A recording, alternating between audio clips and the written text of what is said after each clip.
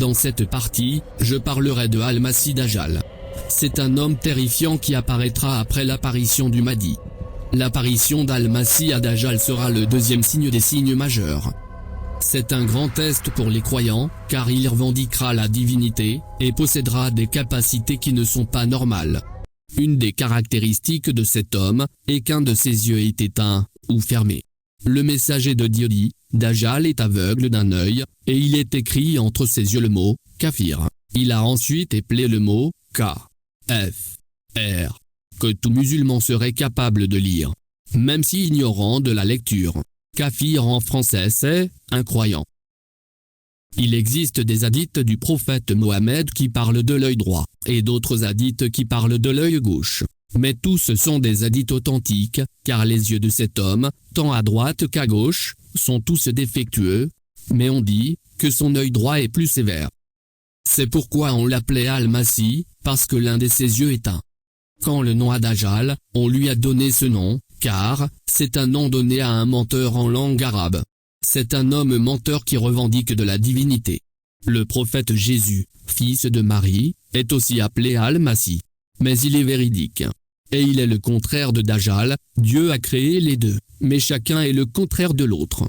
Parmi les miracles du prophète Jésus, il y a celui de guérir les aveugles et les lépreux, et de ressusciter les morts, si Dieu le veut.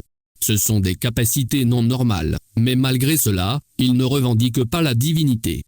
Le prophète Mohammed a décrit cet homme et les capacités qu'il possède, et bien d'autres choses dans de nombreux hadiths. Le messager dit, « Je vous ai tellement parlé du Dajjal, Antéchrist, que j'ai peur que vous ne compreniez pas. L'Antéchrist est petit, avec des doigts de poule, de cheveux laineux, un borgne, un aveugle, et ni saillant ni profondément enraciné. Si vous êtes confus à son sujet, sachez que votre Seigneur n'est pas borgne. » Autre hadith, le prophète dit, « Alors, que je dormais en faisant le tour de la Kaaba.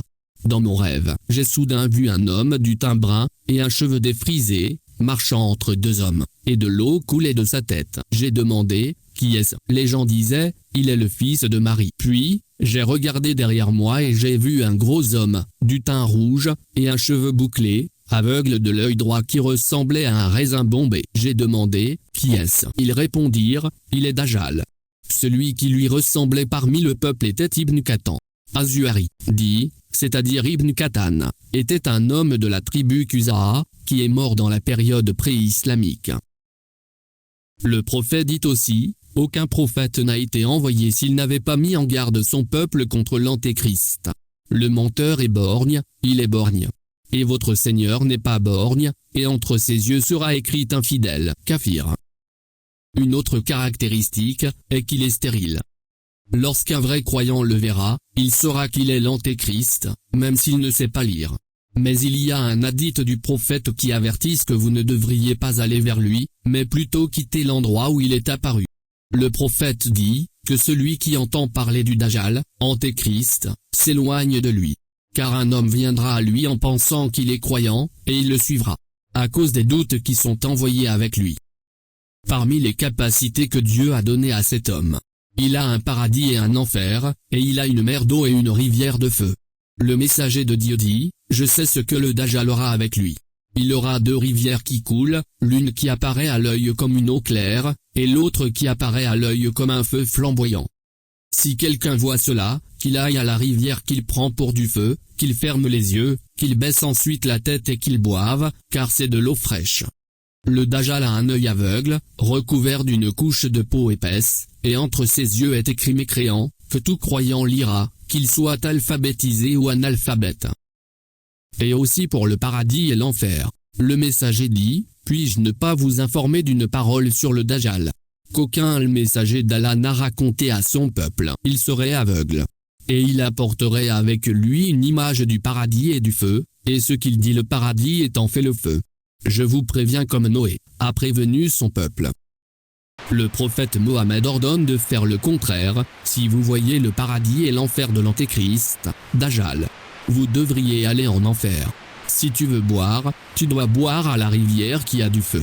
Il a la capacité de tromper l'œil. Mughira ibn Shu'aba dit, aucune personne a demandé le prophète à propos Dajjal comme moi. Il dit le prophète, C'est quoi ta question? Ibn Shuhab a dit, les gens disent qu'il aurait une montagne de pain et de la viande et des rivières d'eau. Le prophète répond, il serait plus facile pour Dieu que ça. Ibn Shuhab avait l'habitude de demander au prophète beaucoup de choses sur l'Antéchrist. Alors, le prophète le rassura. Et il dit, malgré toutes ses capacités, elles restent limitées. En fin de compte, c'est Dieu qui lui a donné ses capacités. La première et dernière décision appartient à Dieu. On peut dire que l'arme du croyant devant cet homme est la foi.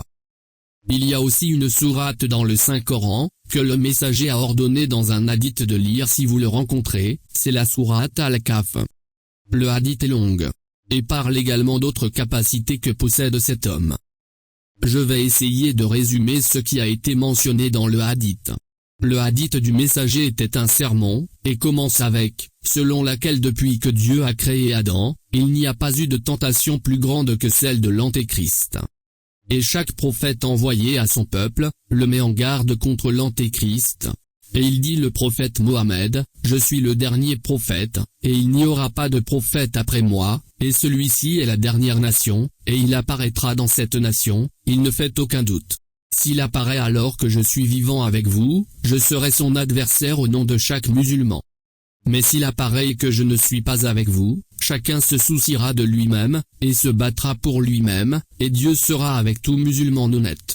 Il émergera dans un endroit entre les rochers, comme la montagne, et entre l'Irak et la Syrie. Et il commence à répandre la corruption à gauche et à droite. Alors, il dit au début, je suis un prophète et il n'y aura pas de prophète après moi.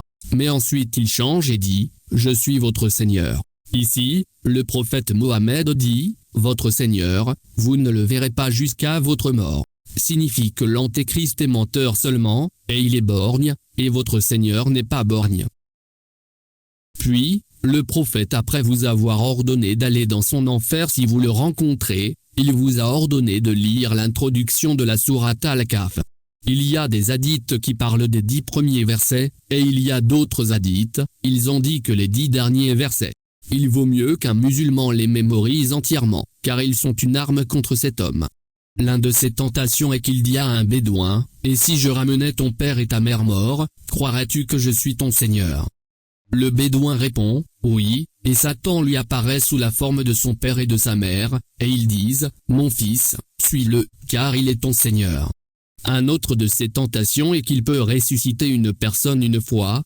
Alors, il tue un musulman et le divise en 2 moitiés avec une scie, et il dit à ses suivants, « Regardez à mon esclave, je vais le ressusciter, mais malgré cela, il me dira, il y a un Dieu autre que moi. » Alors, Dieu le ressuscite à la vie et il lui dit, « L'Antéchrist, qui est ton Seigneur ?» Et il lui répond, « Mon Seigneur Dieu, Allah. Et tu es l'ennemi de Dieu. Tu es l'Antéchrist. Dajjal, et maintenant je suis plus sûr que vous êtes l'Antéchrist. »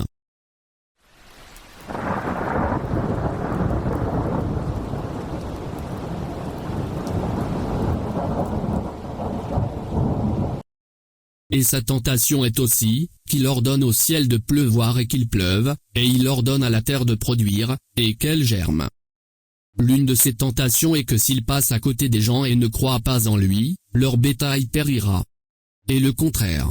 Si des gens le croient, qu'il ordonne au ciel de pleuvoir et qu'il pleuve, et qu'il ordonne à la terre de germer et qu'elle germe, alors, leur bétail deviendra plus gros qu'avant. Il apparaîtra partout dans le monde, à l'exception de Makka et Médine. Il veut y entrer, mais trouve des anges armés et portant des épées, et il n'en est pas capable. À ce moment-là, 3 secousses traversèrent à Médine, et tous les hypocrites, hommes et femmes, sortirent vers lui et devinrent ses suivants. Alors Médine sera nettoyée des hypocrites, et ce hadith j'ai mentionné dans la dernière vidéo des signes mineurs. Quand les musulmans et croyants de cette époque, la plupart d'entre eux se trouvaient dans Jérusalem, et leur imam était un homme vertueux, c'est-à-dire le Mahdi.